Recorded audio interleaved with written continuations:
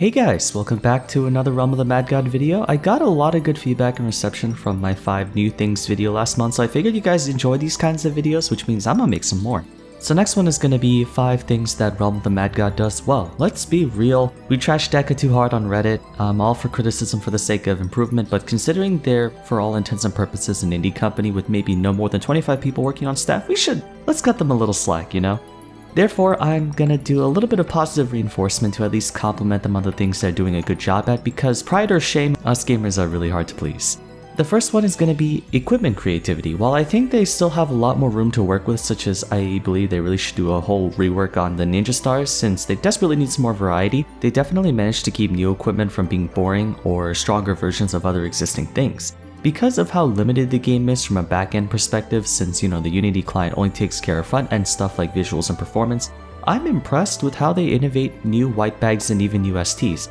I know sometimes they might just recycle certain things, like how the bottled Metazoan is sort of the same as the Spore Spray spell, which is sort of the same as the Cave Dweller trap, but they throw in some really fancy ones like the new Oryx 3 white bags, and some of their other dungeons, like the Toxic Sewers and Mountain Temple, they have very unique white bags. Considering all they have to work with are 8x8 sprite works, some of their items look really cool visually speaking.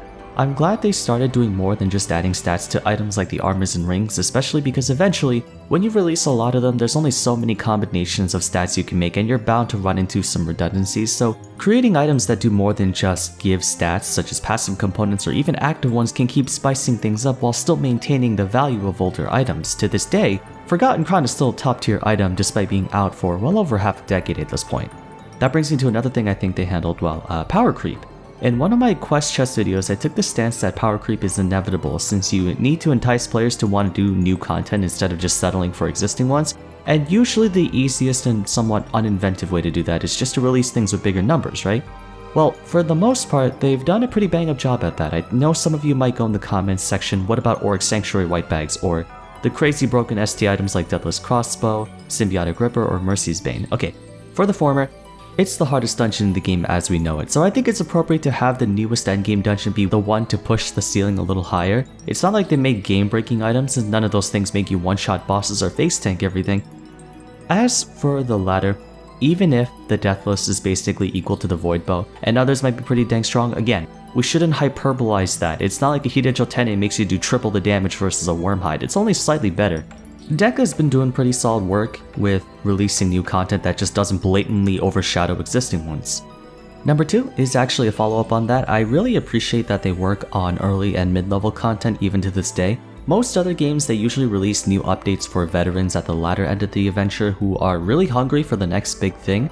The only time they release anything that would cater towards newer players is when it's for an event or something, and usually that doesn't last very long. But over the years, new content added to the game has maintained an equal ratio of early game and late game for Realm of the Mad God. For example, while we've gotten a bunch of mean and dangerous ones like Lost Halls, Fungal Cavern, The Nest, and Oryx Sanctuary, there's still a lot of new dungeons that help add more ways to max your character and get equips, such as the Toxic Sewers, Magic Woods, Cursed Library, and such, while also adding some good mid-level dungeons such as the Parasite Chambers, Puppet Master's Encore, and Mountain Temple. All of them have their own drops and equips that incentivize you to check them out. It's really considerate of them to also continue freshening up the early stages of progression because it gives players more options to choose from instead of spamming one dungeon like the Sprite Worlds for the rest of their life. And it even allows for more experienced players to backpedal a bit, since even easy dungeons like the Cursed Library, they drop some, pretty sexy white and orange bags. Speaking of orange bags, I know people aren't exactly too thrilled with the ST items, but personally I think it's a nice touch that Deca retrofitted a bunch of older dungeons to drop more gear that's worth getting, especially those that have somewhat lousy white bags like the Davy Jones Locker or the Crawling Depths, rest in peace Doku. Number 3 is the Exalt client. Bugs and issues aside, I'm so glad they finally got it out. Flash Player has a special place in all of our hearts. It gave us some of the best websites ever, like Miniclip, Addicting Games, Arcade Prehacks, Armory Games, Congregate, Stigpage, so on and so forth, but man, Flash is some booty cheeks in this day and age. The new Unity client just feels a lot smoother. It is more demanding on the processor, yes, but it just feels better. Everything feels more pronounced. The frame rate is of course way higher. I love how it retains the same kind of aesthetic in terms of Realm's old user interface, and most importantly, the screen real estate. I know part of Realm's difficulty was the limited field of vision you had, but I think we can all agree it gives you way too little in this day and age with how these big newer boss rooms are getting.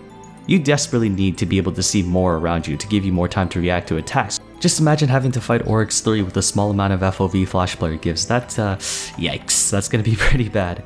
I was disappointed that RotMG Exalt was just a port to Unity and not straight up recreating the game through a new engine, but I suppose it's better than nothing. Quality of life is something the old Realm just really did not have, and I think they did a better job with the new client. All the supplementary features we're asking them to add, such as a new player vault and player transparency, that will come in due time.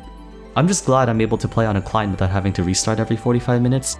Some people do say that you disconnect more on Exalt, but I feel like I DC'd more on Flash. I don't know, maybe it might just be me. Anyway, number 4, Realm is one of the few games I've played that actually does permadeath right. This is the hill I'm gonna die on. Minecraft hardcore mode is a terrible idea. The point of Minecraft is long-term progression, right? All the time and energy you spend building lots of big projects and stuff like that can be erased with just a simple oopsie like a creeper blasting you out of existence. But in Realm, while the consequences of a character death, they still kind of burn and sting a little bit, despite having more than enough characters and resources, especially for me. I do love how they've been able to scale the rate of progression. Initially, I thought about how maxing characters and getting equips has gotten way too easy, like back in the day. If you saw someone with tier 12, tier 6, tier 13, tier 5 equipment and they were 8-8, you kinda saw them as like a god, right? But now I don't really care whenever I see an 8-8 die because it's just so easy to get another one.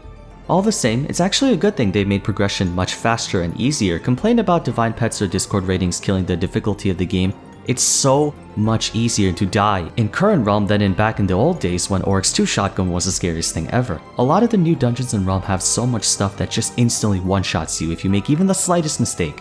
Oryx 3 and his mini-bosses can destroy even seasoned veterans who misstep in positioning correctly just once. With how much more dangerous the game is now, being able to rebuild a character quickly is a good thing because I don't want to have to spend 50 hours to build an 8-8 character just so it can die in 2 seconds. This also helps newer players get into the game. Since the game has gotten generally harder and more advanced, you don't have to grind endlessly as much as you used to in order to access the good content because let's face it, the most boring part of the game is having to get a character to level 20 and max it out. Sure, it's fun the first 3 to 5 times, or if you're doing a PvE it can feel more accomplishing, but in order to make a permadeath game feel better to play and worthwhile, you have to make sure the punishment isn't ridiculously unforgiving relative to the risks you have to take. During the early years of Realm, the hardest dungeon was Tomb of the Ancients. If we compare that to today's standards, that dungeon's laughably easy to complete, even for a 0-8.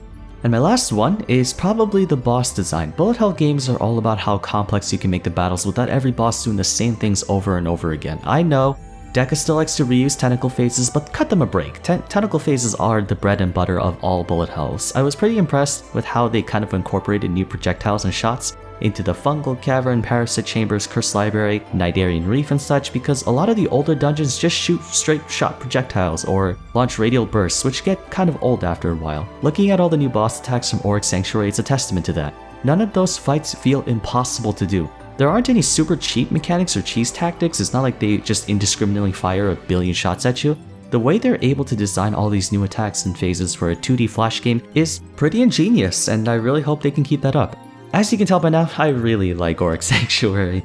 But anyway, given that there exists like 100 bosses in this game, for almost all of them to have very distinguished fights and patterns, it keeps the game interesting because you have to learn the muscle memory and reactions for each individual one rather than memorize a one-size-fits-all type strategy.